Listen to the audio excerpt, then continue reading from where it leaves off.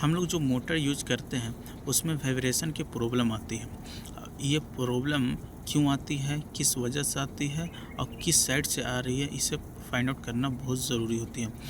और ये वाइब्रेशन कितने वैल्यू तक होना चाहिए, इसी के बारे में आज जानने की कोशिश करेंगे।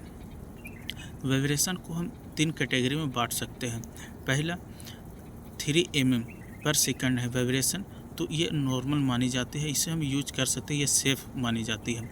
दूसरा 3 mm से लेकर 7 mm पर सेकंड है, तो ये नॉर्मल नहीं मानी जाती है।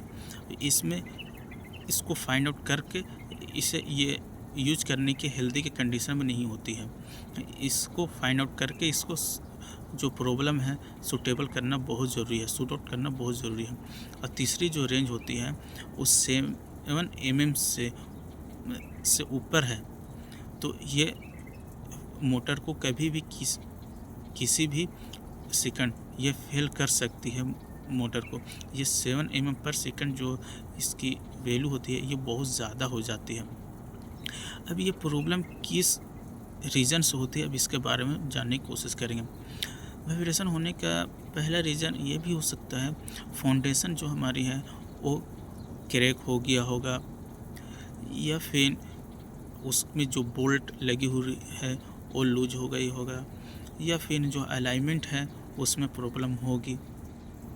फेज अनबैलेंस होने के कारण से भी मोटर में वाइब्रेशन करती है, जिसको अनबैलेंस लोड भी कहते हैं, उसके वजह से भी होती है।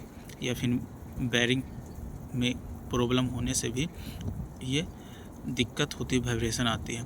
तो इसे फाइंड आउट करके और इसको सूटेबल करके इसको चलाना ही स्मूथली हमारा काम होती है। और अब तो पता चल गया होगा कि इसकी वैल्यू कितनी होनी चाहिए और किस रेंज पे होनी चाहिए।